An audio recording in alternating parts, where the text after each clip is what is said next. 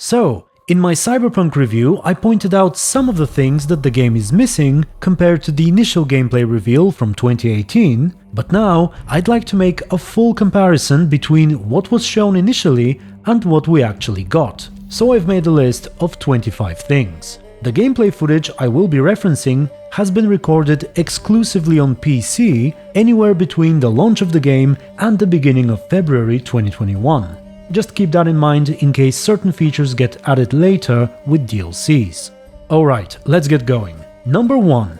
The deeper backstory customization, which included a childhood hero, key life event, and the reason why you are in Night City, has been replaced with the 3 life paths, which seem kind of cool, but sadly amount to very little. This is an RPG, so before we get into our appearance, we need to define our backstory. At number 2, we have several things. First, in the gameplay reveal, we see 5 and potentially more character presets. Meanwhile, the actual game has only 3, and none of the initial 5 are among these 3. Now, I do believe that the character creation allows you to create the faces you see here, so I wonder why they had to be removed.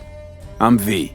Additionally, there is no option to customize the clothes you start with, and there is one less attribute in the actual game, although they likely merged constitution and strength together into body. Alright, number 3, there is no cutscene here. Go! In fact, in its current state, the game only has a single third-person cutscene which plays in the very end. And even that can be a little tricky. Okay, next, the takedowns you can perform on this guy are just not as cool as what was shown during the initial gameplay. Okay, things are about to get heated.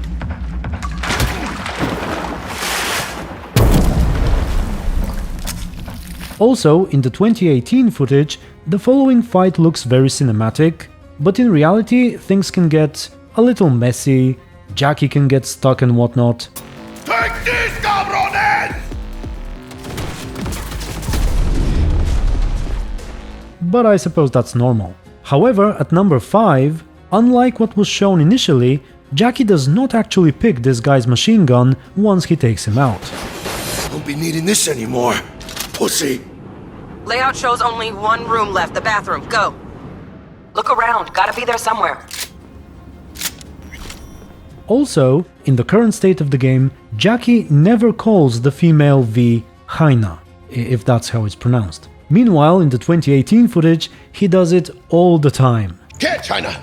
Fuera, Heina! How about you, Heina? Come on, Heina, make the doc wait. Get us a job, Heina. Well, Vig's got a soft spot for you, Heina. Heina, get his attention! They're pulling ahead, Heina! It's time we were on our way, Heina. Shit, I can't believe it, Heina. Amen, Heina. Jaina? Okay, next up, that cutscene is not a cutscene as well. How about you, Heina? Anyway, number 7, I think. Not only is there no cutscene here once again, but there is also no possibility here or at any other point in the game to bring a love interest or even a joy toy to your apartment.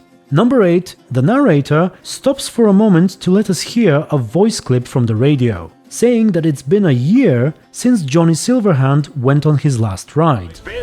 But first, remember the man, the myth, Johnny Silverhand. Been a year since he went on his last ride. All you gunks sitting in the afternoon. When in fact, he died some 55 years ago. I wonder why they chose to do that. It's clearly no accident. I've got 2 theories. The first one is that they initially wanted to change things up in the game, and maybe have Johnny be alive somehow. Geralt himself mentioned in another video that Cyberpunk 2077 takes place in a parallel universe. Cyberpunk 2077 isn't only set 50 years after the source material, but it also takes place in a parallel timeline. So maybe that was the initial plan. And the second theory, which some of my viewers have suggested, is that the expression "it's been a year since his last ride" is used to mean it's been a very long time since his last ride, which would make sense, except I've never heard such an expression. However, I'm not a native English speaker, so there is that. A big part of our RPG experience is having a world that is interactive. Here, A generic ad has morphed into an advertisement specifically tailored to V, informing her of the nearest vendor she can purchase the product. Okay, number 9. There is no personalized ad here. In fact, I don't think there's anything here. And neither is the weapons vendor out to greet you. Number 10. There are a lot more places you can go in the building compared to what we actually get. Number 11.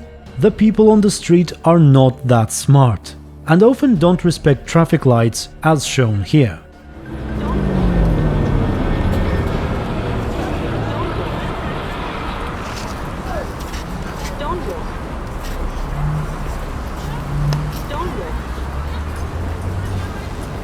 Number 12.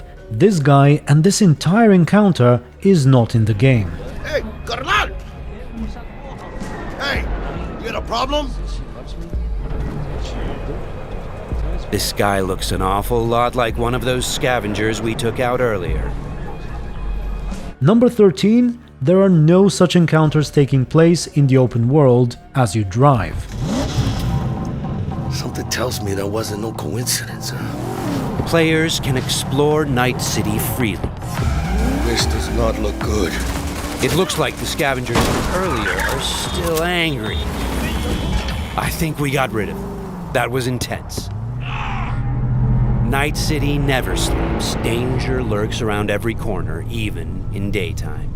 Random encounters like these are an example of how your actions directly influence your open world experience. Once again, as far as I can tell, there are no random encounters such as this resulting from your choices or actions in the game at all. Number 14. There is no way to tell Jackie to join you on the Militech meeting. I've tried doing this on every single life path, and it's just not there. As soon as you're done talking to Dex and get the quest to call Meredith, Jackie will be found sitting here, and you have no way to ask him to join you before or after you call her. I even tried calling her right next to him, and it's simply not in the game. In fact, the encounter itself feels like something is missing. Why put a lie detector and surveillance drones if the player can't actually lie about being alone and you can't actually bring anyone? Also, why does she send the drones if I tell her that I'm alone and the guy confirms that I'm telling the truth? Yep, just little old me. It's the truth. Do a sweep now. Anyway, number 15, you cannot grab this guy's gun. Again, I tested this on all the life paths. Number 16, Maelstrom don't flash a light in your eyes when you enter their establishment.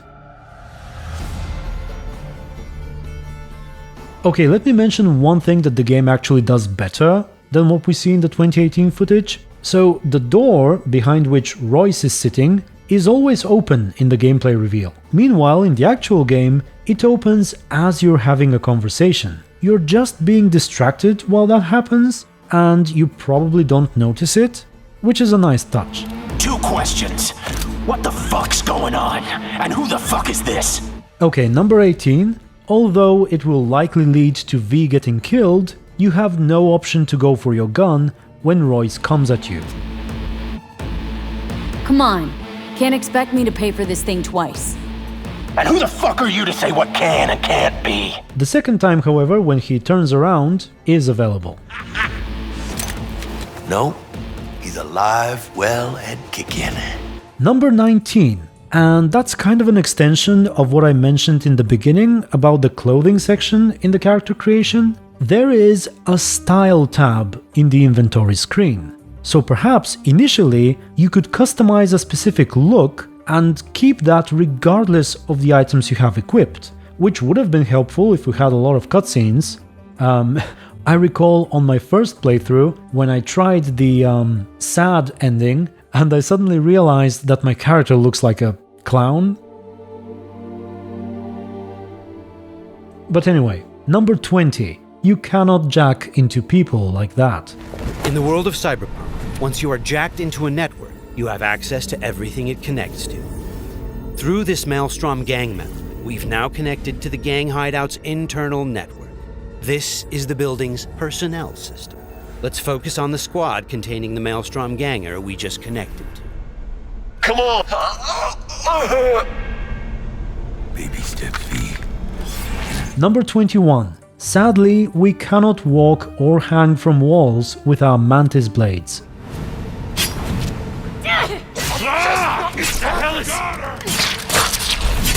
Nice.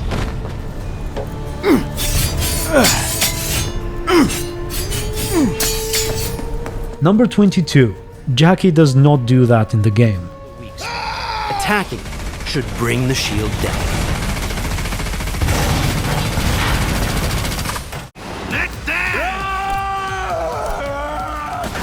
Hands up! Guns out!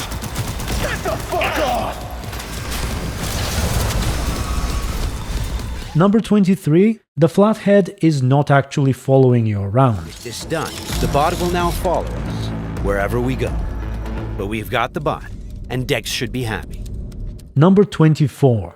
They make it sound like this is just one of many quests with so many choices and possibilities. So many options, so many possibilities, and each will have consequences that will ripple through the game world and your story.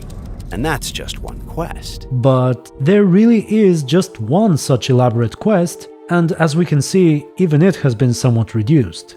And number 25, you can't get away with calling Meredith Stout a raging bitch or deliver this awesome line about how you're on a crusade. Need to get to know this city, Jack. Not just gun in hand. I'm on a crusade. Amen, Heina. Which is likely related to the removed backstory reason of why you are in Night City.